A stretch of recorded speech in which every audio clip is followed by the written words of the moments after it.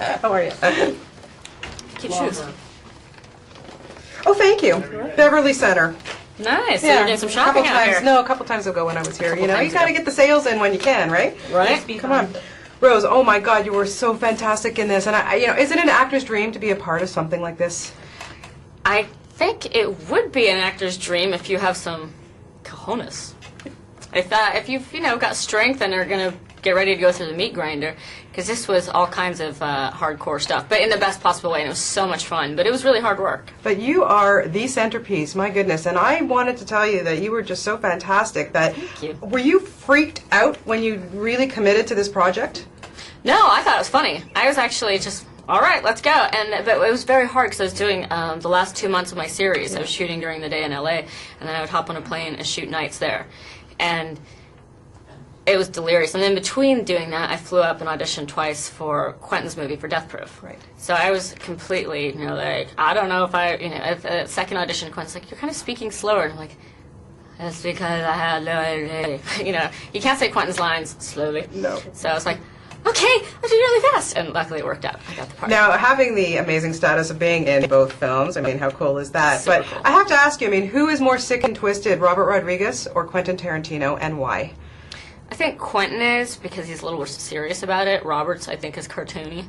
I mean, Robert's, someone described it perfectly, that they never laughed and dry heaved at the exact same moment. And I think that's the perfect description. Because you're like, ha, oh, and it's just, it's not like you're seeing something real, real, obviously.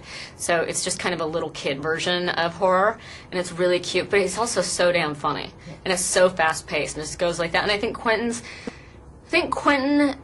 thinks of more unique ways for women to get hurt. Yeah. And so I would say Quentin. So it must have felt so good to stick that thing in his eye, huh? I have to say, yes, it really did. I did his movie first, so obviously he got back at me with hurting me in his movie later. Quid pro quo. Yes. But we would do a scene, I would get really into it, and he's a big guy, and he's tall, and I would just forget, and I would just turn and crack him, I would just hit him really hard, and say, oh my God, I'm so sorry. He's like, no, it's fine. I say, I swear I'm not going to do it next time. Next time I just face up, like crack him, like knock him across the room. And I weigh about 104 pounds, so to knock Quentin across the room. But now I don't feel so bad about it. And you shouldn't. No. Okay, I know everyone's asking you, but I have to ask you about that leg because, manipulating yourself in a cast, I mean, how hard was that for you? Tell me just a little bit about it. 'Cause you are now the poster child. You know that will live on forever. I want people to have Halloween costumes of it. That would be cool. It would actually be cool to see, now I'm thinking about it, a guy in that. The mini skirt. I bet there's going to be some out there that's pretty unique. Yeah. I think it was hard, but it wasn't, I don't complain. I'm Irish. You pull up your bootstraps, move along. It was very heavy. It was very awkward and would kind of cut different parts of my leg all night long because I had to be encased in it. And it was kind of a fiberglass thing. Yeah. It was really very heavy. And then the other side, I was on a 4-inch heel on a boot. And then this one was flat, so it was kind of running. And you just had to stay along with everybody. But, Robert expects a lot, and I can give a lot. So you suit up and you show up, and you hope you don't look like a total ass. Oh, you totally didn't look like a total ass. Then I achieved it. Oh, you were fantastic. How much gore is too much gore?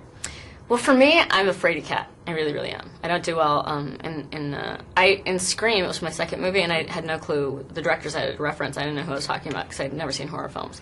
And I've seen a bit now, but even when Quentin was screening a lot of these movies for us, I was, I would go down a lot. But so it's great. I'll obviously see Planet Terror more than once because I just saw it the other night and was hiding my face so much after laughing. So I kept missing things. So I'd start laughing and my head would go back, and then I would see something horrible and my head would go down. So now, it's the both. It'll be great. It is. It's such a fantastic film. I really enjoyed myself, so thrilled. and I can't wait to see you in the sequels.